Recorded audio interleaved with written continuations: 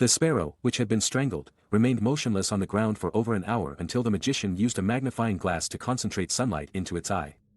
As he chanted something, the bird's body began to twitch, and astonishingly, the sparrow revived, hopping around the floor as if brought back to life. It flew around for half an hour before abruptly falling back to the ground, lifeless again, this time permanently. This account was recounted by Paul Brunton in his book A Search in Secret India, where he encountered the magician Vishuddhananda Paramahansa, 1853–1957. When Brunton inquired about the incident, Vishuddhananda shared the story of how he acquired this knowledge. At 13 years old, he suffered a venomous animal bite that left him in critical condition. His mother, losing hope for his life, took him to the sacred Ganges riverbank. Remarkably, as he was immersed in the consecrated waters with the family ready for funeral rites, the water seemed to recede around his body as they dipped him deeper. When raised, the water gently returned to its normal level. This extraordinary occurrence repeated with each immersion. During this time, a yogi observed the proceedings and predicted that the boy was destined to live and would become a renowned yogi. The yogi applied healing herbs to the poisoned wound, and within 7 days, the boy was completely cured. Interestingly, this healing process led to a significant transformation in the boy's mindset and character. Instead of being content with a domestic life, he yearned to become a wandering yogi. His journey eventually led him to a Tibetan teacher who claimed to be over 1,000 years old. From this master, he learned the principles of the yoga of body control and the mysterious art of solar science. According to Vishuddhananda, solar science is not a recent discovery. Ancient yogis in India possessed profound knowledge of this natural science. It is a collection of secrets that can be studied akin to any Western material science. However, this knowledge has almost disappeared from India. The essence of solar science lies in the fact that the rays of the sun carry life-giving energy. By extracting this energy from the other components in sunlight, combining and merging these energies, one could perform extraordinary feats, akin to miracles. Nevertheless, there are still limitations to what Vishuddhananda can do, such as only working with small animals, and there is a limit to how long the resurrected animal can survive before eventually dying again. With that introduction, my aim in this video is to discuss the properties of light that are currently unrecognized in mainstream science. I will talk about various phenomena associated with light, particularly focusing on how it affects us as humans. Some of the topics I will cover include the influence of sunlight on living organisms and societal behavior, the concept of bio-photons, the healing potential of color, the practice of sungazing, the phenomenon of Inedia, Breatharianism, and the fascinating idea of rainbow bodies. Let's start by briefly acknowledging what science has already recognized about light and its effects on us as humans. Science acknowledges that all life on Earth relies on light, particularly sunlight, for existence.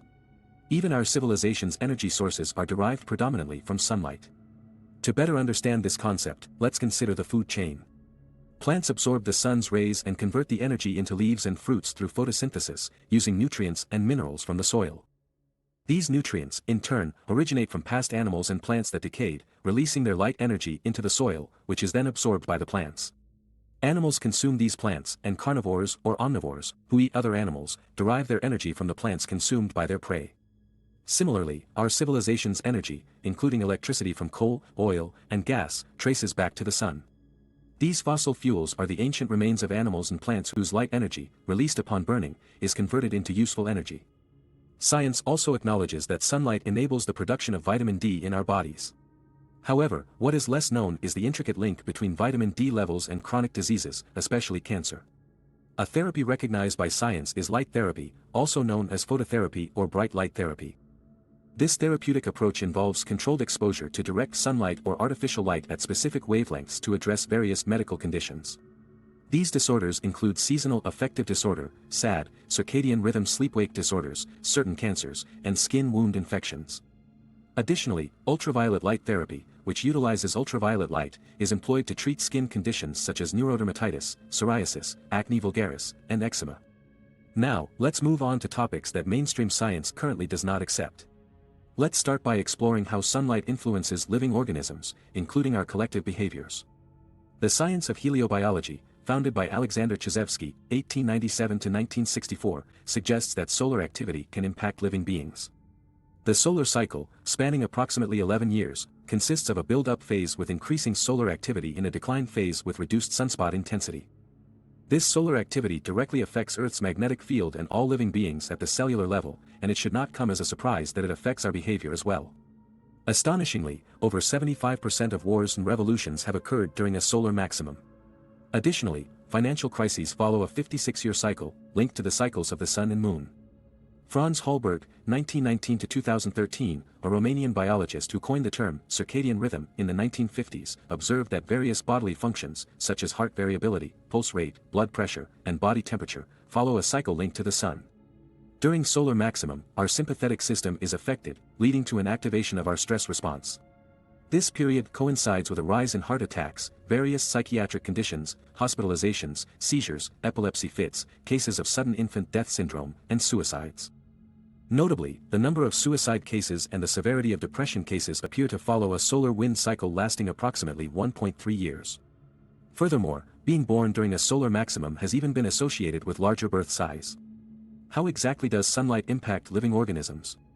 Erwin Schrödinger, 1887 to 1961, the pioneer of quantum theory and Nobel Prize recipient in 1933, proposed that living organisms possess an underlying organization. He theorized that this organization stems from their constant exchange of information with and the ability to derive order from their surroundings, with sunlight playing a pivotal role in providing this information and order. Fritz Albert Popp, 1938 to 2018, validated Schrödinger's theory in the 1970s while researching biophotons. Biophotons refers to photons of light within the ultraviolet and low visible light spectrum that emanate from biological systems. While biophotons are generally recognized by science, some of their applications, especially concerning the human body, remain unrecognized. For example, science does not acknowledge the presence of the aura. Yet if we combine all the biophoton light emissions of the body's cells, it will produce a biofield surrounding the body, which I will call the aura. Studies on biophotons have produced intriguing results concerning health and nutrition. When a living organism undergoes stress or experiences negative emotions, its DNA releases more biophotons. Furthermore, diseased tissues emit incoherent biophoton emissions, while healthy cells emit coherent light. The coherence and structure of light emitted by cells play a vital role in conveying information to restore the cells to a healthy state. Over time, the overall light stored in the body of a person experiencing stress, whether emotional or otherwise, significantly diminishes compared to that of a healthy individual. This phenomenon elucidates why stress is a key factor in the development of diseases. Biophotonic analysis of foods also reveals valuable insights. Organic foods growing in the wild exhibit twice as many biophotons as cultivated organic crops. The latter, in turn, possess 5 times as many biophotons as commercially grown crops that rely on pesticides. Soil depletion on modern industrial farms has led to reduced nutrient content, akin to stored light, in the produce grown there. Genetic modifications in some crops have also affected their biophoton levels. Foods processed through irradiation, genetic modification, cooking, microwaving, or processing lose almost all their biophotons. Based on these findings, it is ideal to consume wild or organically grown foods and raw over cooked foods whenever possible. Biophotons are essentially light, and as light consists of 7 colors, some alternative healing practitioners believe that the use of colors can have therapeutic purposes. This practice is known as chromotherapy. In Hindu traditions, there is a belief in 7 chakras located along the spine, with each chakra associated with a different color: red for the root chakra, orange for the sacral chakra, yellow for the solar plexus chakra, green for the heart chakra, blue for the throat chakra, indigo for the brow chakra, and violet for the crown chakra. It is believed that imbalances in these chakras can lead to physical and mental diseases, and by applying the appropriate color, one can help rebalance them. Another related concept suggests that each organ in our body has a specific vibration corresponding to a certain color. Consequently, a particular color can stimulate or inhibit an organ or system, and applying the correct color can help balance the action of any organ or system that has become abnormal in its function or condition. For instance, it is believed that red is associated with the kidneys, yellow with the heart, and green with the liver. In color therapy, color is directed into the body. Taking this concept further, incorporating sunlight as a direct healing source becomes a possibility, and this is essentially the claim made by Hira Ratan Manek, 1937 to 2022, who advocates sungazing as the ultimate healing method. According to Manek, since 1995 until his passing, he refrained from consuming solid food and obtained his energy mainly from sunlight. He asserted that sungazing is a rediscovered ancient practice and provided comprehensive insights into its methodology and the associated benefits.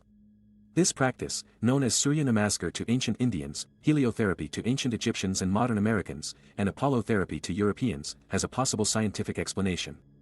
Given the brain's powerful information processing abilities and the presence of photoreceptor cells in the retina and pineal gland, sungazing may involve a form of photoanalysis that provides individuals with the necessary energy and vitamins for their internal organs to function correctly. Sun gazing involves a one-time practice, typically lasting for 9 months where one reaches 45 minutes of sun gazing. Afterward, practitioners walk barefoot on bare earth for a year, with no further sun gazing or walking required after that.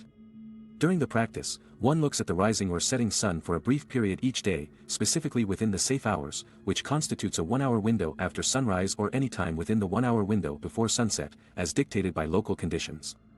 Ideally, the individual stands on sand while sun gazing. If sand is unavailable, standing on bare earth, mud, road, or concrete can be alternatives. Avoid standing in water. The sun gazing duration starts at 10 seconds and increases by 10 seconds each day. The sun gazing practice can be roughly divided into 3 phases: 0 to 3 months, 3 to 6 months, and 6 to 9 months. By the end of the first 3 months, practitioners may gaze at the sun for up to 15 minutes daily. During this phase, people should start to experience an increase in emotional balance. From 3 to 6 months, physical diseases may begin to be cured.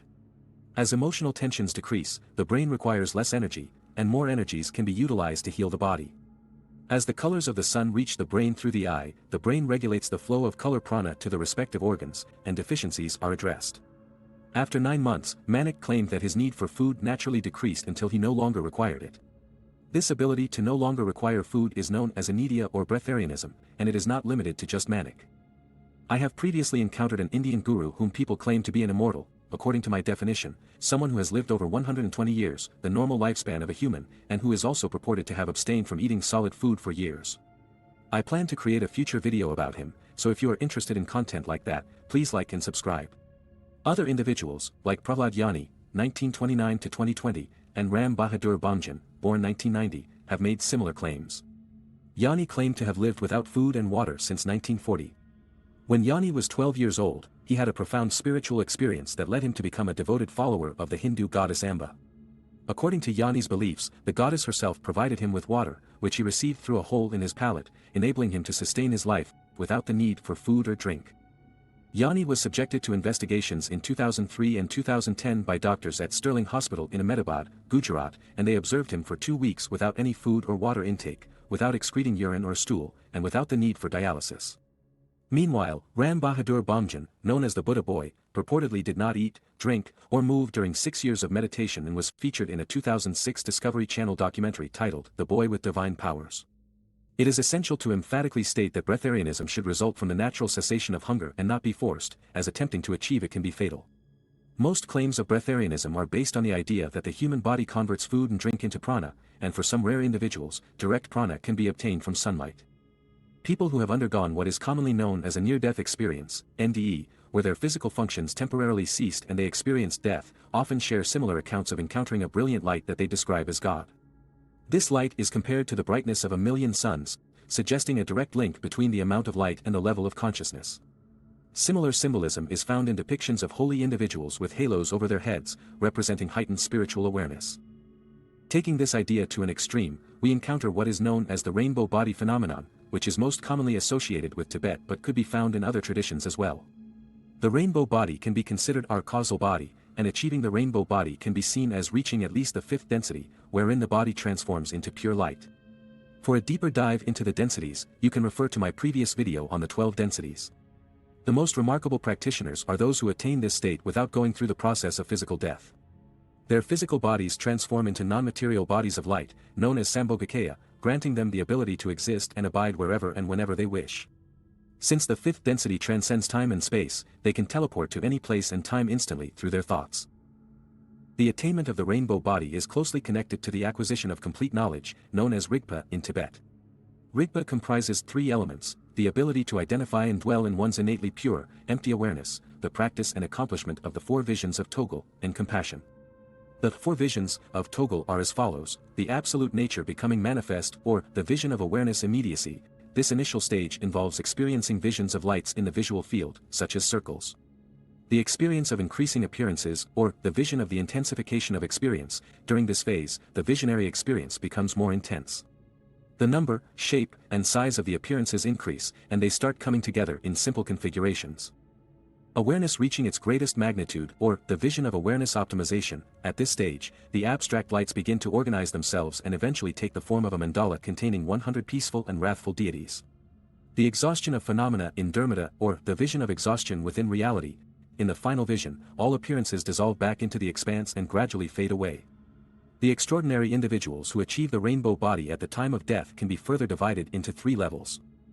The highest level involves those who shrink and then completely disappear as light, leaving behind a rainbow. The second level consists of individuals whose bodies shrink and vanish into light, leaving behind hair, nails, and heart sarira, relics. At the third level, their bodies shrink to about 1 foot long, become hard and stiff, and emit a sound when hit. These levels are determined by their states of consciousness, with the highest level having achieved the 4 visions at the point of death, while the subsequent levels are of those who did not fully achieve the 4 visions. Besides the supernatural emission of light and rainbow and the disappearance of their bodies, another intriguing phenomenon associated with the rainbow body is how practitioners can cause rocks to melt through touch, leaving behind handprints or footprints. This ability has been documented with Padmasambhava and Milarepa. Recent individuals who have achieved the rainbow body include Shardsatoshi Gyaltsen, 1935, Sadhnaum Namgyal, 1952, Ayu Kandro, 1953, Togden Yugien Tenzin, 1962, and Kenpo Achas, 1998. Do you know of any other miraculous properties of light not recognized by science that I didn't manage to cover in this video? If so, please share your thoughts in the comments below.